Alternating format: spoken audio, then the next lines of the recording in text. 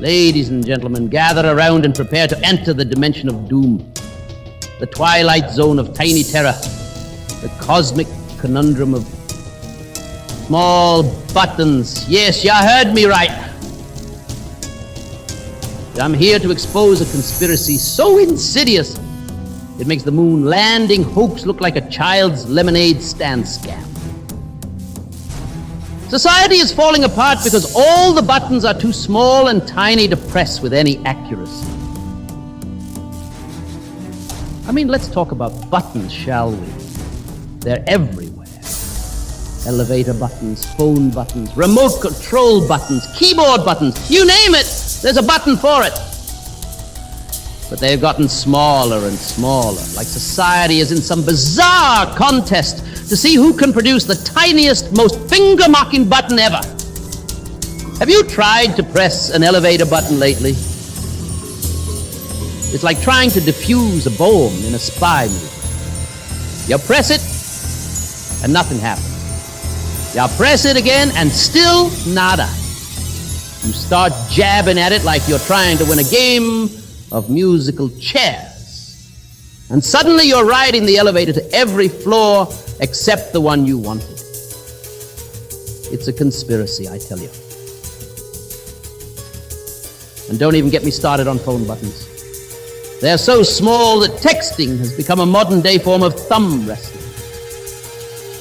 We're out here trying to send coherent messages, and the auto-correct feature is like a drunk stand-up comedian, making jokes that only they understand.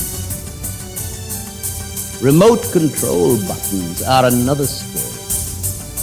They're so tiny that I've accidentally changed the channel to a cooking show while trying to fast forward through an action movie. Next thing you know, I'm watching someone make a souffle, and the hero is still tied to the tracks, waiting for me to save him.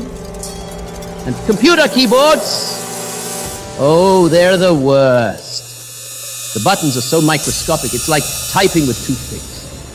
One misplaced finger, and you've sent an email that reads like a Shakespearean tragedy. To hit send, or not to hit send, that is the question. But here's the real kicker, ATM buttons.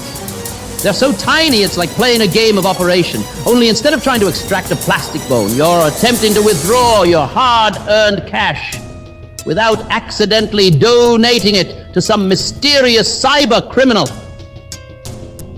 So, what's the deal, society? Are we all secretly participating in a government experiment to see how far we can push our collective patience?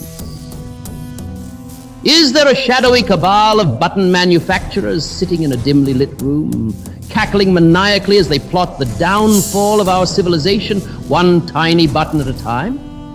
I say no more. We must rise up against this button tyranny. We must demand buttons that fit our fingers, that respect our dignity, and that don't turn the simplest tasks into Herculean trials of precision. Because if we don't, we're headed for a future where button pushing is an Olympic sport, and we're all destined for the bronze medal of frustration.